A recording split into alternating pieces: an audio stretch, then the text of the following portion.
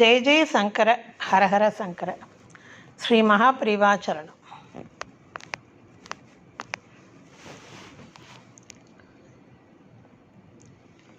மகாபிரிவா நிறைய எளிமையான நிறைய திட்டங்களை எல்லாரும் பயன்பெறணுங்கிறதுக்காக அறிமுகப்படுத்தியிருக்கா. அதில் ரொம்ப முக்கியமானது பிடியரிசி திட்டம். அந்த பிடியரிசிங்கிறது ரொம்ப ஒரு சுலபமானது. முக்கியமாக அத்தனை குடும்ப தலைவிகளும் சந்தோஷமாக செய்யக்கூடிய ஒரு விஷயம் அது.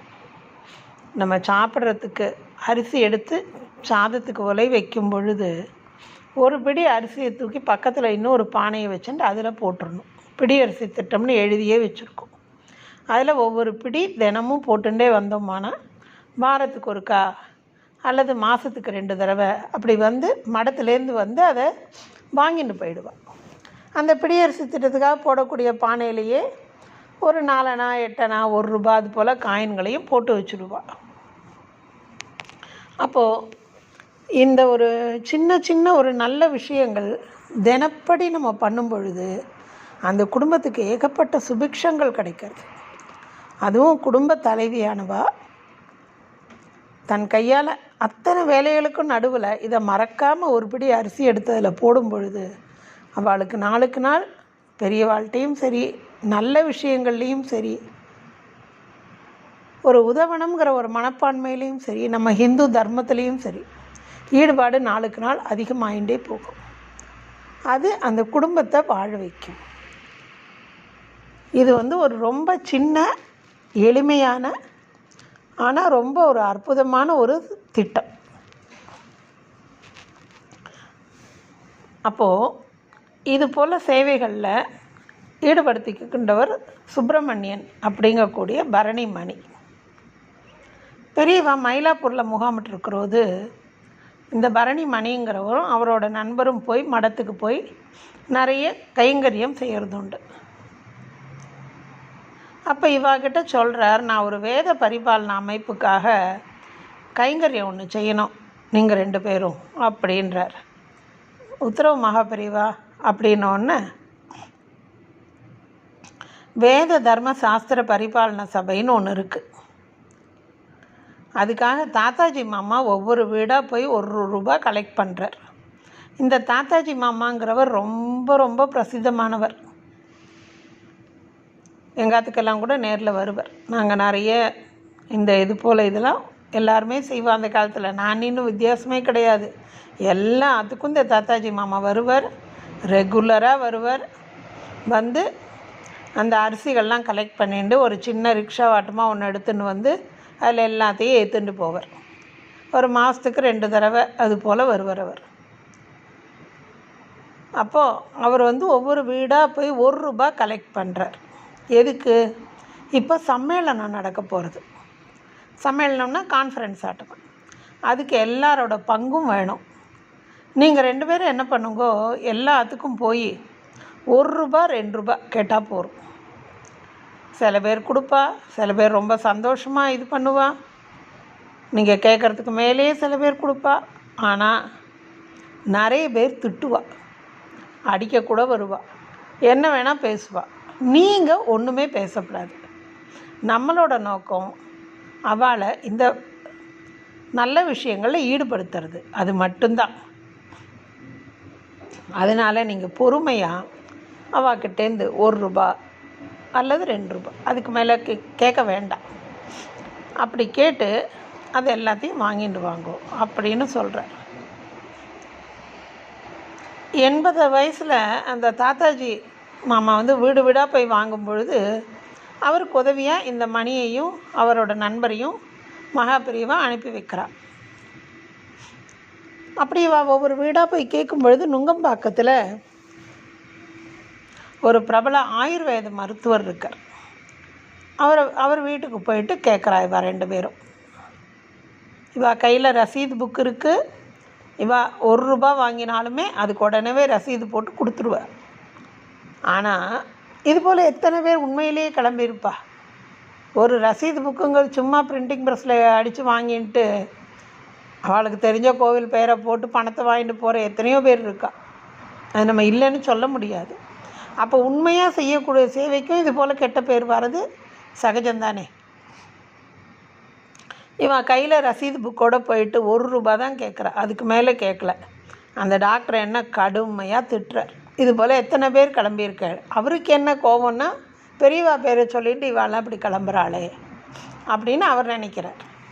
அப்போது இவருக்கு பயங்கர கோபம். எனத்துக்காக நீங்களாம் அப்படியெல்லாம் கிளம்புறேள் அப்படி இப்படின்னு திட்டுறார். துரத்தாத குறைய அவளை கண்டபடி பேசுகிறார், அவமானப்படுத்துகிறார். ஆனால் இவாளானாக்கா இது பெரியவா சொன்ன ஒரு உத்தரவு, உங்கள்கிட்ட இப்படியும் வாங்கிட்டு தான் நாங்கள் போவோம் அப்படின்னு அங்கே நிற்கிறா. அப்போ பார்த்து சொல்லி வச்சா போல் ஜெய ஜெய சங்கர ஹரஹர சங்கரன்னு சத்தம் கேட்குறது. என்னடா அது அப்படின்னு பார்த்தா தெரு பூரா கோஷம், ஒரே மனுஷா ஜக ஜகன்னு திடீர்னு வந்துட்டா. எங்கே இருந்தோ பார்த்தா பெரியவா வந்துன்னுருக்கா. இவருக்கு அந்த டாக்டருக்கு தூக்கி வாரி போட்டது கடகடன்னு உள்ளே ஓடுறார். பூர்ண கும்பத்தை ரெடி பண்ணிட்டு கையில் ₹100 ஓடி போய் மகா பெரியவாள் காலில் விழுந்து பூர்ண கும்பத்தை கொடுத்து எல்லா இதுவும் பண்ணுறார். ஏன்னா அவர் உண்மையிலே பரம பக்தர். அவர் அப்படியே கொடுத்து அவர்கிட்ட அப்படியே மகா பெரியவாள்கிட்ட அந்த ₹100 தட்சிணையும் கொடுக்கும் பொழுது மகா பெரியவா சொல்கிறா, அந்த பசங்கள்கிட்ட கொடுத்துருங்கோ, அவள் ரசீது தருவா, வாங்கிக்கோங்கோ அப்படின்றா. இவருக்கு அப்படியே தூக்கி வாரி போட்டுது. அடாடா நம்ம என்ன இப்படி பண்ணிட்டோம் அப்படின்னு நினச்சிண்டு இவாகிட்ட மன்னிப்பு கேட்காத குறையா ரொம்ப கெஞ்சலை, இதை வாங்கிக்கோங்கோ, ஆனால் மகாபெரிவாள்கிட்ட தயவு செஞ்சு சொல்ல வேண்டாம் நான் கடுமையாக பேசினேன்னுட்டு அப்படின்றார். என்ன ஒரு அறியாமை இல்லையா? மகாபெரிவாளுக்கு தெரியாதா என்ன? உலகத்தில் எங்கெங்கேயோ நடக்கிற எல்லாமே மகாபெரிவாளுக்கு தெரியும். இன்னும் நடக்க போகிறது கூட அவருக்கு தெரியும். இவர் அவளை கடுமையாக பேசினாங்கிறதெல்லாம் அவருக்கு தெரியாதா என்ன? ஆனாலும் ஏதோ அவருடைய பேதமை. அன்றைக்கி சாயங்காலமே இந்த மணியும் அவரோட நண்பருமா மகாபெரிவாளை பார்க்க போன பொழுது கேட்குறார், என்ன அடிக்கவே வந்துட்டானா அப்படின்றார். இவ சிரிக்கிறார். உடனே சொல்கிறா, நீங்கள் எதையும் மனசில் வச்சுக்க வேண்டாம், உங்கள்கிட்ட ஒரு ₹500 இருக்குது, யாருக்காவது நீங்கள் கொடுக்குறேன், அவள் வாங்கிக்கலைன்னா அது உங்கள்கிட்ட தானே இருக்கும். அதுபோல் அவள் உங்கள்கிட்ட கடுமையாக பேசுனதை நீங்கள் எடுத்துக்காதீங்க மனசில், அது உங்கள்கிட்ட வராது.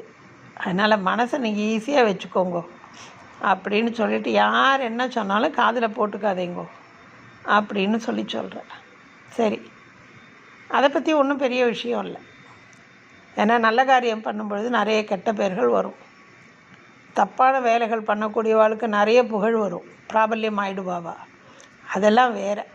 ஆனால் இந்த ₹1 எதுக்காக மகாபெரிவா ஒருத்தர்கிட்டையும் போய் கெஞ்ச சொல்கிறார்? மகாபெரிவா சொன்னாக்கா லட்சக்கணக்கில் கோடிக்கணக்கில் கொண்டு வந்து கொடுக்கக்கூடிய மிகப்பெரிய செல்வந்தர்கள்லாம் மடத்தில் பரம்பரையாக தொண்டர்களாக இருக்கா. ஆனால் இந்த ₹1 என்ன சூஷ்மம்? இந்த ஒரே ஒரு பிடி அரிசியில் என்ன சூஷ்மம் அப்படின்னா, ஒரு பெரிய நல்ல காரியம் நடக்கும் பொழுது எல்லாரோட பங்களிப்பும் இருக்கணும். அப்போ என்ன ஆகுது? அந்த நல்ல காரியத்தோட பலன் எல்லாருக்கும் கிடைக்கிறது. ஒரே ஒருத்தர் நல்லபடியாக இருக்கிறதுக்காகவா நம்ம இந்த கோவில்கள்லாம் கட்டியிருக்கா? இந்த கோவில் இவ்வளோ பெரிய கும்பாபிஷேகம் நடக்கிறதும் புனருத்தாரணம் நடக்கிறதும் பெரிய பெரிய கைங்கரியங்கள் நடக்கிறதும் வருஷா வருஷம் உற்சவங்கள் நடக்கிறதும் எதுக்காக? கோவிலுக்காகவா? இல்லவே இல்லை. அதில் பங்கெடுத்துக்கூடிய பக்தர்களுக்கு, அன்பர்களுக்கு, உள்ளூர்காராளுக்கு, வெளியூர்காராளுக்கு எல்லாருக்குமே பலவிதமான நன்மைகள் கிடைக்கும். அதனால தானே ஊர் கூடி தேர் இழுக்கிறது. ஒரு மோட்டரை வச்சு தேரை கடகடன்னு கொண்டு போயிட முடியாதான்னு எதுக்காக சிரமப்பட்டு இழுத்து அங்கங்கே தேர் நிற்கிறதும் தள்ளுறதும் எவ்வளோ பெரிய பிரயத்தனமாக இருக்குது. இதெல்லாம் ஒன்றும் இவ்வளோ கஷ்டப்படணும்னு இல்லையே, ஆனால் கஷ்டப்படணும். இப்படி கஷ்டப்பட்டு அத்தனை பேரும் சேர்ந்து அந்த தேரை இழுக்கக்கூடிய ஒவ்வொருத்தரும் என்ன நினைக்கிறா? நம்ம இழுக்கிறதால தான் தேர் ஓடுறது. நம்ம அப்படி ஒவ்வொருத்தரும் இழுக்கும் பொழுது அந்த தேரும் அந்த தெய்வமும் மகிழறது. ஒரு பெரிய கம்பெனியில் அவன் ஷேரை அனௌன்ஸ் பண்ணும் பொழுது வாங்கி போட்டு விட்றோம். 10 ரூபாய்க்கு வாங்குகிறோம். டிவிடெண்ட் எத்தனையோ வருது. நம்மளா உழைக்கிறோம். அந்த கம்பெனி வளரும் பொழுது நமக்கு அதனோட பலன் கிடைக்கிறது. ஒரு சாதாரண மனுஷனுடைய கம்பெனிலேயே நமக்கு இவ்வளோ பலன் கிடைச்சாக்கா அந்த தெய்வ கைங்கரியத்தில் நமக்கு எவ்வளோ பெரிய பலன் கிடைக்கும். நம்ம சந்ததிகளுக்கு, நம்ம குடும்பத்துக்கு, நமக்கு, நம்மளுடைய பல ஜென்மாக்களுக்கு இது நமக்கு நன்மையை கொடுக்கும். அதனால தான் ஒருத்தர் 1 லட்சம் ரூபா கொடுக்கறத விட 1,00,000 பேர் ஒவ்வொரு ரூபா கொடுக்கறதுங்கிறது தான் புண்ணியம். அப்போ எல்லாருக்கும் இந்த பலன் போய் சேரணும். நீ தெரிஞ்சோ தெரியாமலோ திட்டின்றோ வெறுப்போடையோ ஆனால் 1 ரூபா கொடுத்துட்டியா அதனுடைய பலன் உனக்கு கிடைச்சிரும். உனக்கு தெரியும் தெரியாது ஆனால் அதனுடைய பலன் உனக்கும் உன் குழந்தைகளுக்கும் கிடைக்கும். இப்படி எல்லாரும் பங்கு கொள்ளணும். ஒரு குடியான பொண் ஒரு கத்திரிக்காயை கொண்டு மடத்தில் கொடுத்தா கூட அதுக்கு அவளுக்கு வேண்டிய புண்ணியம் கிடைக்கிறது. ஒரு குடும்ப தலைவி ஒரே ஒரு படி அரிசியை கார்த்தால ஞாபகமாக எடுத்து போடும் பொழுது அந்த குடும்பத்துக்கு அவளை அறியாமல் அவ்வளோ பெரிய சுபிஷத்தை அவள் சேர்த்து வைக்கிறாள். இதெல்லாம் தான் பரமாச்சாரியார் நமக்கு சொன்னது. நம்ம எடுத்து பாக்கெட்லேருந்து எவ்வளோ ரூபாயும் கொடுக்கறது முக்கியம் கிடையாது. எல்லாரையும் அதில் ஈடுபட வைக்கணும். அப்படி வீடு வீடாக போய் பிடியரிசி திட்டமும் ராமஜெயம் எழுத வைக்கிறதும் இந்த 1 ரூபாயா பெரிய காரியங்களுக்காக கலெக்ட் பண்ணுறதும் இது எல்லாமே மகா பெரியவா ஸ்ரத்தையோட நம்ம எல்லாரும் நன்னா இருக்கணும் அப்படிங்கிறதுக்காக செஞ்சது. இது கோவில்களுக்கு நம்ம செய்கிறதெல்லாம் அந்த கோவிலுக்காக இல்லை, நமக்காக.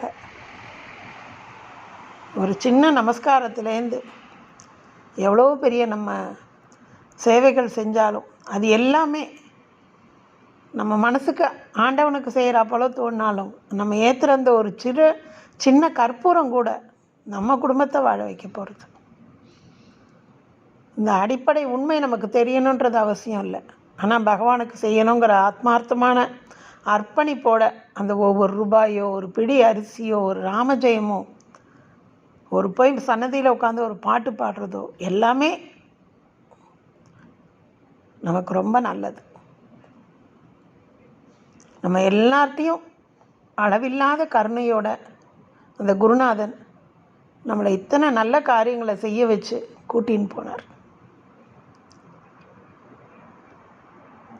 அவருடைய கருணைக்கு இணையே கிடையாது. ஜெய ஜெய சங்கர, ஹரஹர சங்கர, ஸ்ரீ மகாபெரிவா சரணம்.